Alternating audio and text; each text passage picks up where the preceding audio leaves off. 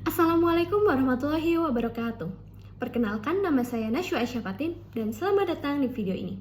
Jika Anda memilih untuk menonton video ini, artinya Anda tertarik untuk membahas tentang hukum internasional. Berbicara tentang hukum internasional, ada salah satu hal dasar yang sangat penting, yaitu siapa sih yang menjalankan dan mematuhi hukum tersebut? Karena pada dasarnya, hukum tidak akan berarti jika tidak ada subjek yang terlibat di dalamnya. Nah, dari situ kita bisa memahami kenapa sih hukum internasional itu membutuhkan yang namanya subjek hukum internasional. Dan dari beberapa subjek hukum internasional yang ada, yang paling utama adalah negara. Di video ini kita akan membahas lebih lanjut tentang negara sebagai subjek hukum internasional, mulai dari pengertiannya, syarat-syaratnya, dan contoh dalam konteks dunia nyata.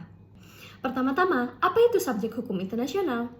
Jadi, subjek hukum internasional adalah pihak yang memiliki hak dan kewajiban dalam hukum internasional, serta memiliki kemampuan untuk melakukan hubungan internasional.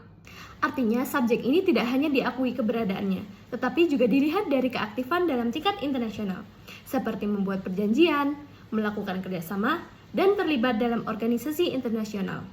Selain itu, subjek hukum internasional juga dapat dimintai pertanggungjawabannya apabila melanggar hukum internasional. Dengan kata lain, subjek hukum internasional adalah aktor yang benar-benar berperan dalam hukum internasional, bukan sekedar entitas yang ada secara pasif. Lalu, bagaimana suatu negara bisa menjadi subjek hukum internasional? Tentu saja ada syaratnya.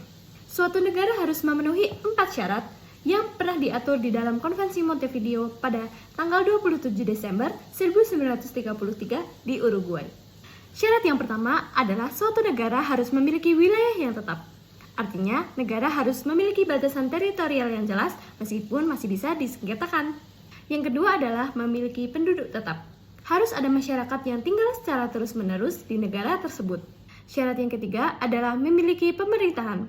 Harus ada sistem yang mengatur dan menjalankan kekuasaan dalam negara tersebut. Nah, yang terakhir, suatu negara harus bisa menjalin hubungan internasional. Negara harus bisa berinteraksi dengan negara lain, misalnya melalui diplomasi. Jika 4 syarat ini sudah terpenuhi, maka secara teori, suatu entitas bisa dianggap sebagai negara dalam hukum internasional.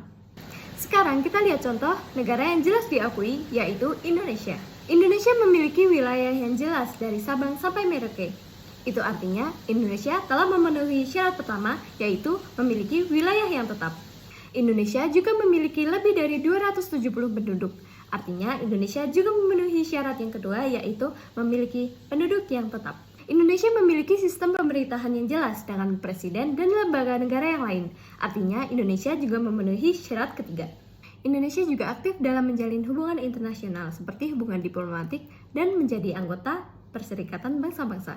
Kesimpulannya, Indonesia telah memenuhi keempat syarat tersebut dan diakui secara luas sebagai negara. Jadi tidak ada perdebatan statusnya sebagai subjek hukum internasional. Sekarang kita bandingkan dengan Palestina. Palestina memiliki wilayah seperti tepi barat dan Gaza, walaupun masih disengketakan. Palestina juga memiliki penduduk yang tinggal tetap di wilayah tersebut. Palestina juga memiliki pemerintahan seperti Palestinian Authority. Palestina juga menjalin hubungan internasional seperti menjadi observer di Perserikatan Bangsa-Bangsa. Jadi, menurut kriteria Montevideo, Palestina telah memenuhi syarat menjadi sebuah negara. Namun, jika Palestina dibandingkan dengan Indonesia, memiliki perbedaan utama, yaitu pengakuan internasional. Dalam hukum internasional, pengakuan ini juga disebut recognition, yaitu tindakan politik dari negara lain untuk mengakui keberadaan suatu negara. Jadi, sayangnya meskipun Palestina sudah memenuhi syarat secara teori, dalam praktiknya statusnya masih diperdebatkan karena faktor politik global. Kesimpulannya, negara sebagai subjek hukum internasional harus memenuhi 4 syarat, yaitu wilayah, penduduk, pemerintahan, dan kemampuan menjalin hubungan internasional. Semoga penjelasan di video ini bisa membantu Anda sekalian untuk memahami materi hukum internasional secara jelas dan mudah. Jika ada pendapat lain, tulis saja di kolom komentar ya. Sampai jumpa!